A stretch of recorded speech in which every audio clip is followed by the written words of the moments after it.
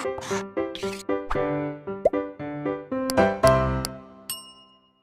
बच्चों, blueprint digital में आपका स्वागत है। मैं मोनिका, आपकी मैथ्स ट्यूटर। बच्चों, हम पढ़ रहे थे पृष्ठीय क्षेत्रफल और आयतन। इस चैप्टर में अभी तक हमने सीखा कि जो हमारी ठोस आकृति होती है, जैसे शंकु, बेलन, घन, घनाभ, और जब ये आपस में मिलकर कोई संयोजन आकृति बनाती है तो उन संयोजन आकृति का हम क्षेत्रफल कैसे निकालते हैं, ठीक है, आयतन कैसे निकालते हैं, ये हमने सीखा। इसके अलावा एक ठोस को एक आकार से दूसरे आकार में अगर परिवर्तित किया गया है तो उससे संबंधित क्वेश्चन हम कैसे करते हैं, ये सब हम इस चैप्टर में पढ़ चुके हैं। आज के लेक्चर में हम बात करेंगे कि जो शंकु का छिन्नक होता है, फ्रस्टम होता है कोन का, उसके बारे में हम बात करेंगे, ठीक है, कि उसका आयतन कैसे निकाल सकते हैं, उसका पृष्ठीय क्षेत्रफल कैसे निकाल सकते हैं, संपूर्ण पृष्ठ का क्षेत्रफल हम कैसे निकाल सकते हैं। तो सबसे पहले हमें पता होना चाहिए कि शंकु का छिन्नक होता क्या है, कैसी आकृति का होता है वो। तो ये शंकु से ही मिलकर शंकु से ही बना होता है। जैसे जो हमारी शंकु की आकृति होगी, अगर उसमें से उसका जो कोन वाला पार्ट है उसे हम काट दिया जाए तो वो छिन्नक बन जाता है। ये छिन्नक एकदम ऐसी आकृति होती है जैसे कि बाल्टी, ठीक है। तो इसमें ऊंचाई भी होती है, इसमें दो तिर्यक ऊंचाई होती है, और जो आधार होते हैं, शंकु का एक आधार होता है वृत्तीय आधार, लेकिन इसमें क्या होंगे, दो आधार होंगे, दो वृत्तीय आधार होंगे, और उन दोनों की त्रिज्या जो होगी वो अलग अलग होगी, ठीक है। मैं आपको डायग्राम बना के इसे समझाती हूँ। तो इसको हम बना कैसे सकते हैं, आप एक शंकु बना लीजिए।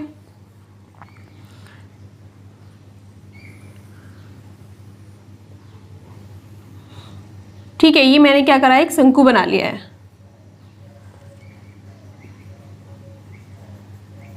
अब इस शंकु से हम शंकु का जो छिन्नक होगा वो कैसे बनाएंगे, इसका इस इतने पार्ट को आप काट दें तो यहाँ भी क्या होगा, ये वृत्त बनेगा।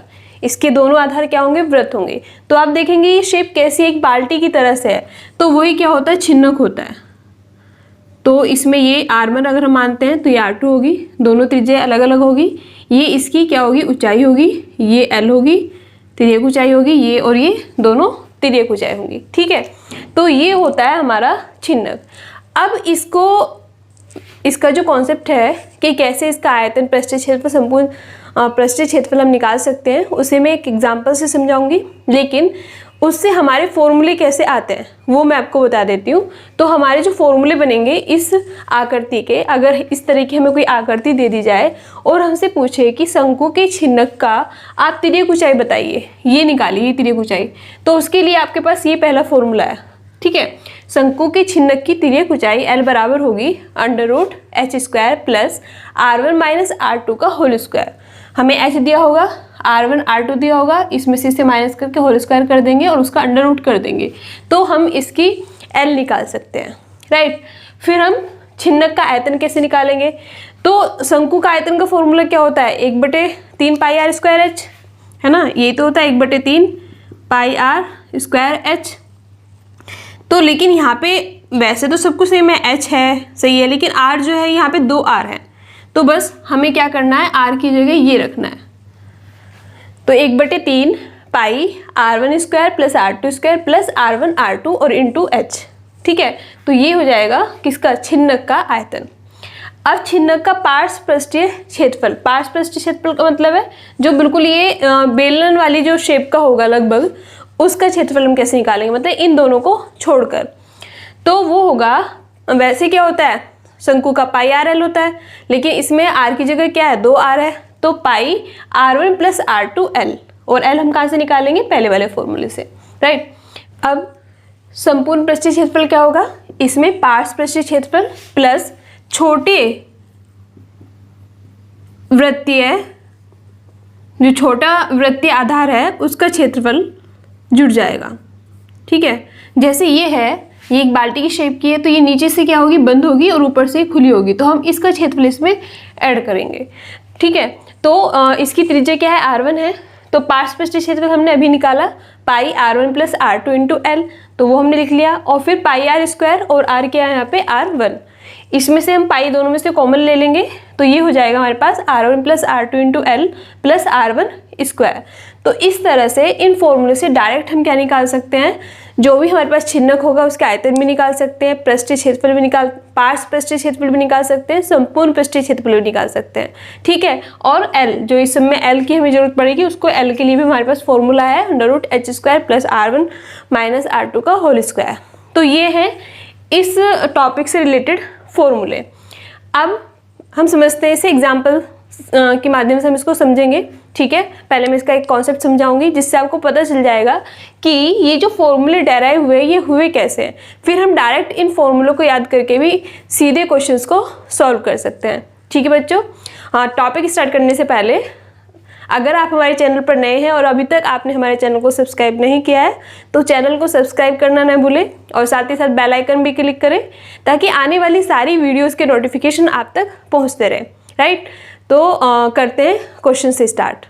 बच्चों, मैंने एक छिन्नक लिया है, शंकु का छिन्नक, ठीक है। इसकी जो ऊंचाई है वो है 45 सेंटीमीटर और जो ये ऊपर का पार्ट है, जो वृत्तीय आधार है इसका ऊपर का, इसकी त्रिज्या है 28 सेंटीमीटर और नीचे वाले की है 7 सेंटीमीटर।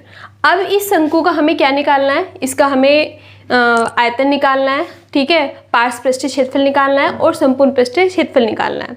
तो इसे हम कैसे करेंगे, तो सबसे पहले देखो ये किसका पार्ट है, एक शंकु का पार्ट है। अगर हम पूरा एक शंकु बना लें, हम इन भुजाओं को आगे मिला के क्या करते हैं, एक पूरा शंकु बना लेते हैं, ठीक है। अब इस पूरे शंकु में क्या होगा, इस पूरी ये जो हाइट है पूरी, इसको h1 मान लेते हैं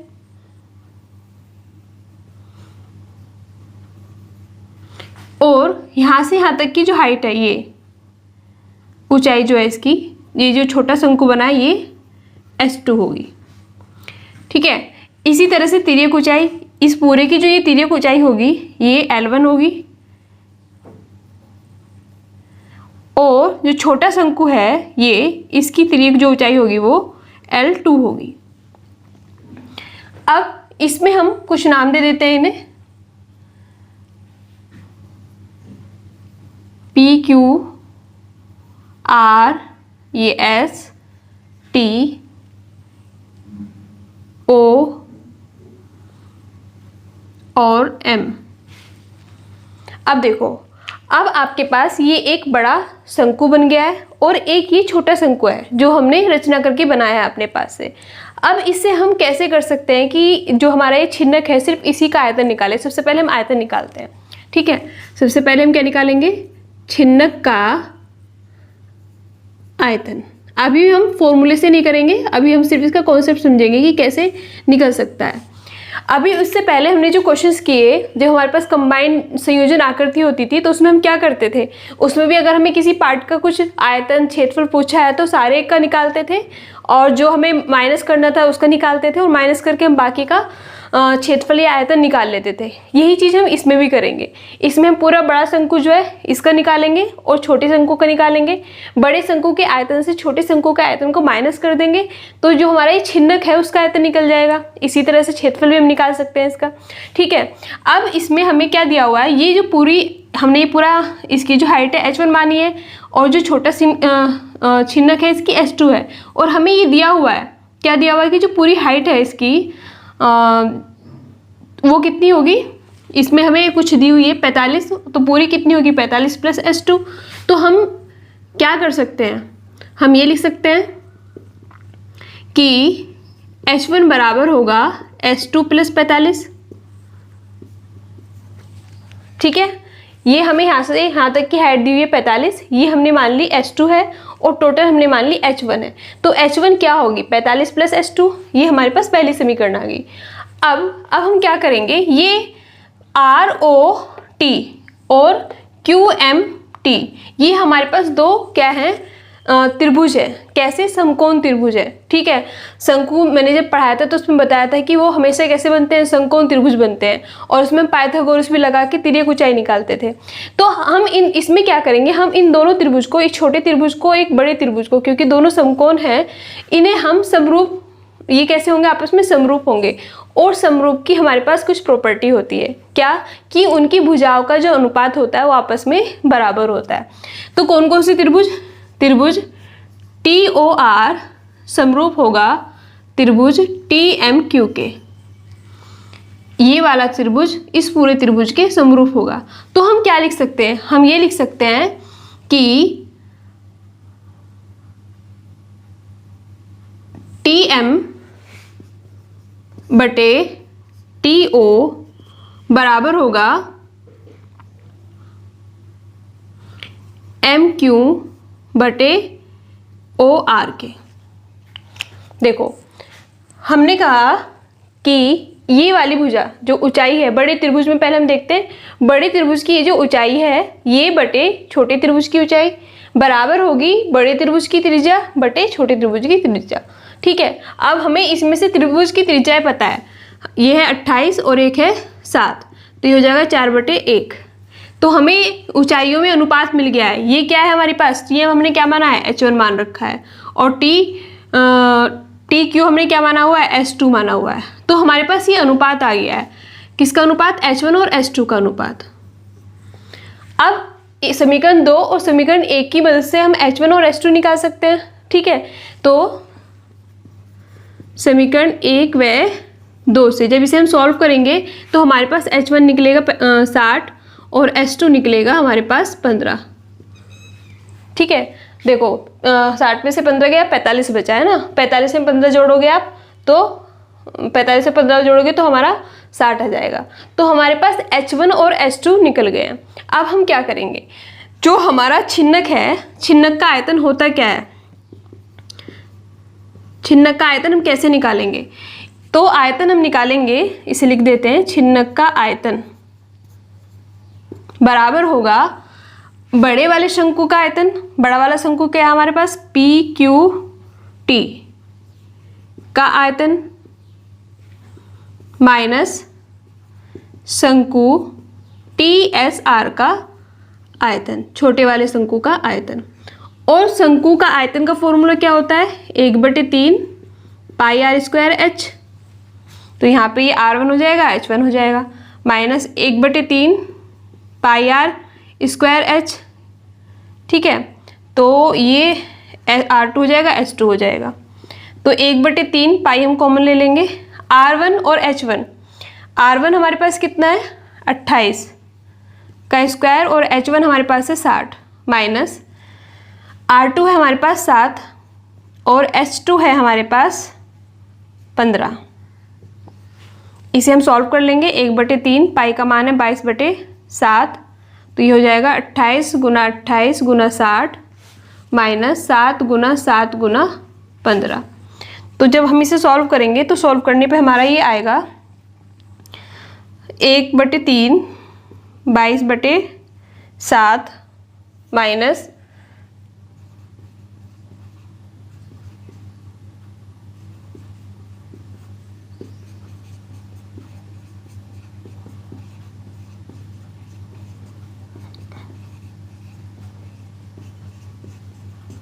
क्योंकि आयतन है तो इसकी जो यूनिट होगी वो सेंटीमीटर क्यूब होगी। 10 आपको ये कैलकुलेशन करनी है। ठीक है, आपस में इनकी गुना करनी है, इनकी गुना करनी, माइनस करना है और फिर इसके साथ गुना करके इसे सॉल्व कर देना।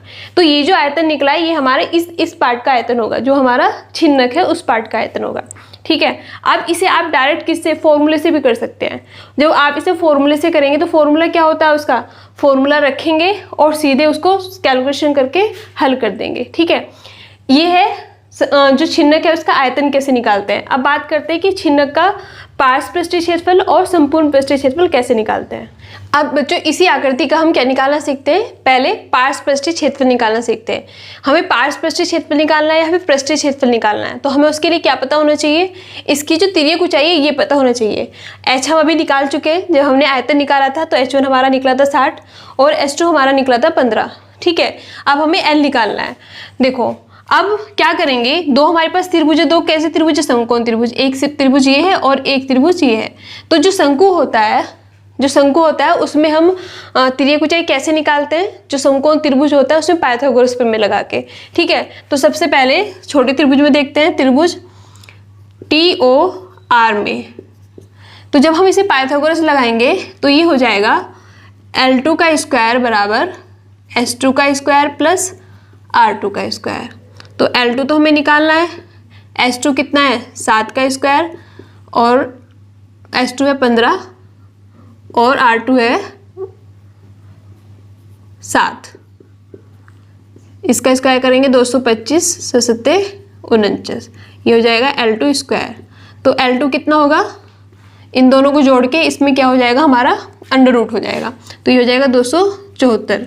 जब इसका अंडर रूट आप निकालेंगे तो ये हो जाएगा 16.22 सेंटीमीटर।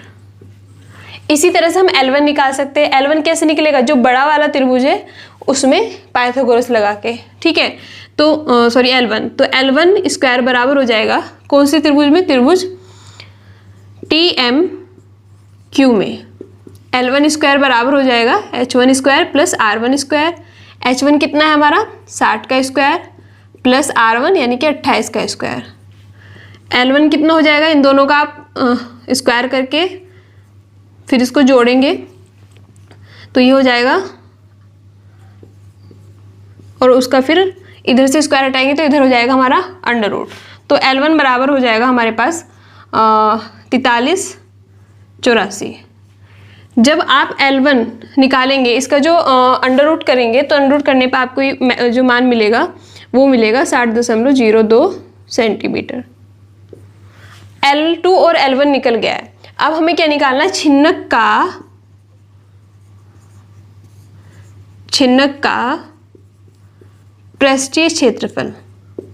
वो क्या होगा, जो हमारे पास बड़ा वाला शंकु है ना, कौन सा शंकु, शंकु TPQ का, इसे हम लिखते हैं पार्श्व पृष्ठीय क्षेत्रफल ना।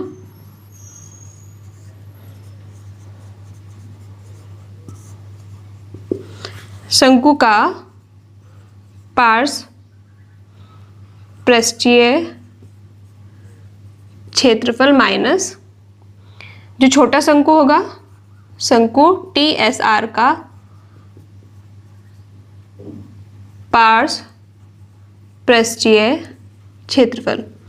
वो क्या होता है, पाई RL होता है। तो पाई R1 L1 minus pi R2 L2, पाई इसमें से आप कॉमन ले लेंगे तो R1 कितना आपके पास 7, L1 कितना निकाला आपने 66.02 माइनस R2 कितना है 28 और L2 कितना निकाला है 16.22। अब आप बस इसे सॉल्व कर देंगे, सॉल्व करके जो भी आपका आंसर आएगा और वो होगा आपका 5461.5 सेंटीमीटर स्क्वायर। ठीक है, इसको जब आप सॉल्व करोगे तो आपका जो ये जो छिन्नक है इसका पार्श्व पृष्ठीय क्षेत्रफल निकलकर ये आएगा।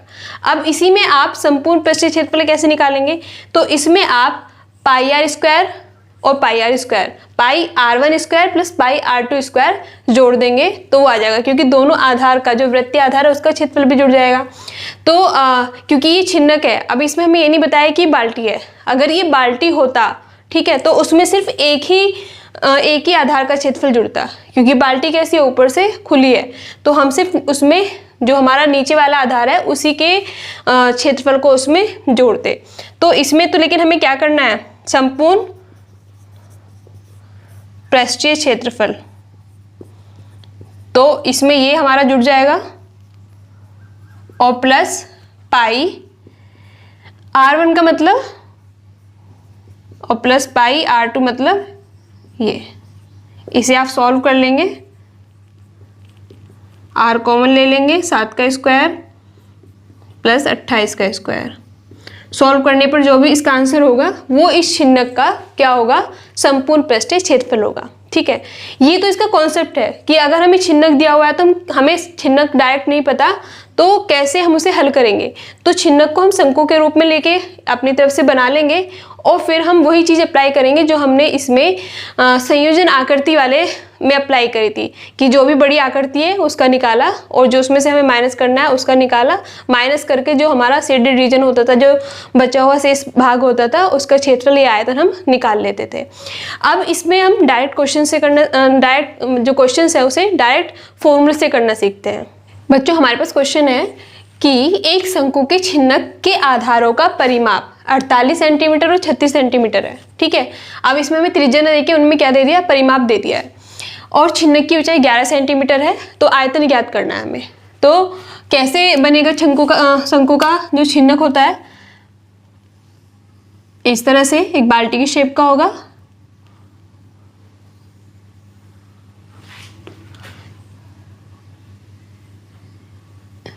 ये जो ऊंचाई है 11 सेंटीमीटर दी हुई है, और ये परिमाप दिया हुआ है। अगर इसे मानते हैं 2πr1 और ये है हमारा पास 2πr2, तो ये दिया हुआ है 48 और ये हमें दिया हुआ है 36। ठीक है, तो अब हम सबसे पहले क्या करेंगे, इसकी त्रिज्या निकालेंगे। तो 2πr1 बराबर दिया हुआ है 48, तो r1 क्या होगा 48/2π। ठीक है, यानी कि 24/π। इसी तरह से 2πr2 दिया हुआ है 36, तो r2 कितना होगा 36/2π, यानी कि 18/π। ये हमें दोनों त्रिज्याएं मिल गई है। हमें क्या निकालना है, जो ये छिन्नक है इसका आयतन निकालना है। छिन्नक का आयतन, तो इसका मैंने जो आपको डायरेक्ट फॉर्मूला है वो क्या बताया था, 1/3 पाई r1 square plus r2 square plus r1 गुना r2 और गुना h। मान रख देंगे 1/3 पाई r1 स्क्वायर मतलब 24/π का स्क्वायर प्लस 18/π का स्क्वायर, और इन दोनों की हम गुना करेंगे। और h कितना दिया हुआ है हमें 11। ठीक है, तो 11 को तो हम इधर लिख देते हैं 11/3 पाई। अब आप इसको सॉल्व करोगे तो जब आप 24 का स्क्वायर करोगे तो आ जाएगा 576 पाई स्क्वायर, पाई का भी स्क्वायर होगा। 18 का आप करोगे तो 324/पाई स्क्वायर। इन दोनों की जब आप गुना करोगे तो ये आ जाएगा आपके पास 432/पाई स्क्वायर। अब पाई आप इसमें एलसीएम ले लेंगे, तो पाई स्क्वायर है, पाई स्क्वायर में से एक पाई से ये वाला पाई कट जाएगा, तो ये हो जाएगा 11/3 पाई, और अंदर बचेगा आपके पास ये। अब इस सब को आप क्या कर लेंगे, जोड़ लेंगे, और जोड़ने पे ये आएगा आपके पास 1332। पाई का मान रखेंगे तो ये हो जाएगा 11/3, पाई का मान होगा 22/7, तो 7 ऊपर चला जाएगा और 1332। जब आप इसको सॉल्व करोगे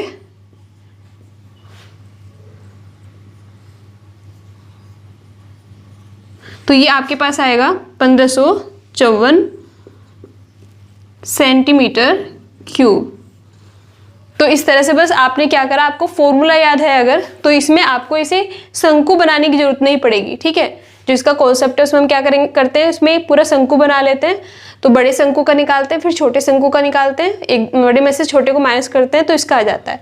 लेकिन अब हमारे पास क्या है, फॉर्मूला है, तो सिर्फ हमने क्या करा है, जो भी हमें वैल्यू दी हुई है वैल्यू रख के इसको कैलकुलेट करके इसका आंसर हमारा मिल जाएगा। ठीक है बच्चों, दूसरा एग्जाम्पल है हमारे पास कि कोई बाल्टी एक शंकु के छिन्नक के आकार की है। इसमें हमें क्या दिया गया है, बाल्टी दी गई है, और इसमें 28.490 लीटर पानी आ सकता है। जो क्वांटिटी है उसमें पानी की वो इतने लीटर है।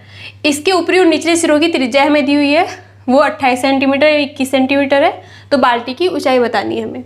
अब देखो, जितना बाल्टी में पानी है तो पानी एक तरह से जो है वो क्या होगा, उसका आयतन होगा। जितनी भी बाल्टी का आकार होगा उसमें जो जितना पानी आएगा वो उतना ही पानी आ सकता है जितना उसका आयतन होता है। तो हमें दिया हुआ है एक तरह से बाल्टी का आयतन। तो बाल्टी का जो आयतन होगा वो क्या होगा, जो उसमें आने वाला पानी है, तो वो कितना है 28.490 लीटर। आप इसे सेंटीमीटर में कन्वर्ट कर लो, तो आप क्या करेंगे, इसमें 1000 से गुना करेंगे तो ये हो जाएगा 28,490 सेंटीमीटर क्यूब। ठीक है, क्योंकि ये क्या है, आयतन है। अब हमें त्रिज्या पता है, r1 पता है 28 सेंटीमीटर है, r2 पता है 21 सेंटीमीटर है, और बाल्टी जो है ये क्या है, एक छिन्नक है। तो बाल्टी का आयतन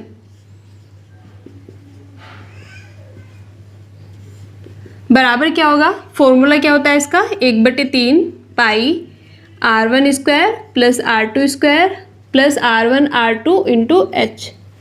अब हमें इसमें R1 R2 पता है, ठीक है, और बाल्टी का आयतन भी पता है और हमें H निकालना है। तो बस हमें इसमें क्या करना है बच्चों, वैल्यूज़ रख के H का मान निकालना है। तो ये आयतन हमारे पास 28,490 बराबर 1/3 22/7 पाई का मान रख दिया हमने। R1 स्क्वायर यानी कि 28 का स्क्वायर प्लस 21 का स्क्वायर प्लस 28 गुना 21 और गुना में H। इसे आप सोल्व करोगे तो हो जाएगा 22/21। 28 का आप करोगे तो हो जाएगा 784, 441 प्लस 588 और H हमें निकालना है। अब आप इसकी क्रॉस मल्टीप्लाई कर लेंगे क्योंकि ये बराबर में चल रहा है हमारा, तो ये हो जाएगा गुना 21/22 और आप इस सब को क्या करेंगे, जोड़ लेंगे। जोड़ने पे आएगा 1813 H। अब H तो हमें निकालना है, तो ये क्या हो जाएगा, इसके अपॉन में आ जाएगा। तो ये हो जाएगा H बराबर 28 गुना 21 22 गुना 1813। जब आप इसे सॉल्व करोगे तो H जो आएगी वो आपकी आएगी 15 सेंटीमीटर। ठीक है, तो हमसे क्या पूछा था, सिर्फ बाल्टी की ऊंचाई पूछी थी। हमें बस ये ध्यान देखना है जो इसमें पानी जितना आ सकता है वो उसका आयतन होगा। ठीक है, जो भी इसमें लिक्विड भर रहे हैं, दूध या पानी, वो क्या होगा, उसका बाल्टी का आयतन होगा। और बस हम इसमें बाल्टी के आयतन का फॉर्मूला लगा देंगे। इसमें हमें R1 R2 दिया हुआ है, H पूछा हुआ है, सिर्फ हम इसमें क्या करेंगे, कैलकुलेशन करेंगे, H निकालेंगे तो वो हमारी आएगी 15 सेंटीमीटर। बच्चों एक क्वेश्चन और देखते हैं हम। इसमें हमें ये बर्तन दिया हुआ है यानी कि बाल्टी जो छिन्नक के आकार की है। इसकी ऊंचाई दी हुई है 16 सेंटीमीटर। ये ऊपर वाला जो आधार है इसकी त्रिज्या है 20 सेंटीमीटर और ये वाली त्रिज्या है इसकी 8 सेंटीमीटर। इसमें हमें कहा है कि इस बर्तन में जितना दूध आ सकता है उसकी 22 रुपये प्रति लीटर की दर से लागत ज्ञात कीजिए। ठीक है, तो इसमें दूध आएगा, कितना दूध आएगा, उस दूध की हमें कीमत निकालनी है। और रेट क्या है उसका कि 1 लीटर जो होगा वो 22 रुपये का होगा।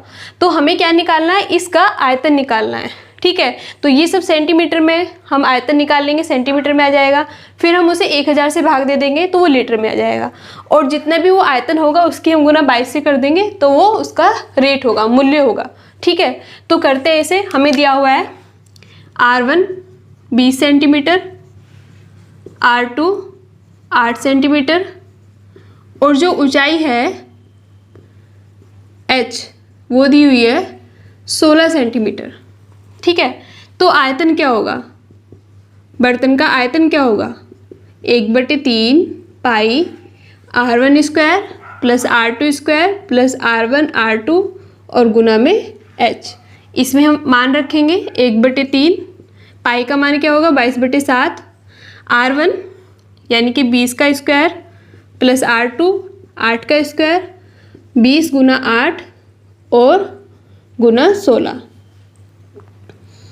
ठीक है, इसे हल कर लेते हैं तो ये हो जाएगा 22/21, 7 या 21, 400 8 64 160 गुना 16। अब आप क्या करेंगे, इन सबको आपस में जोड़ लेंगे। ठीक है, और इनकी और 22 की और 16 की गुना करके इसमें आप इसको जोड़ेंगे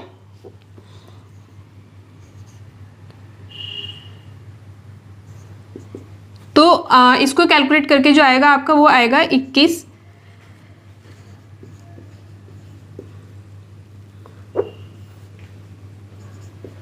बटे 21। इसे इससे भाग देंगे तो ये आएगा आपका 10 45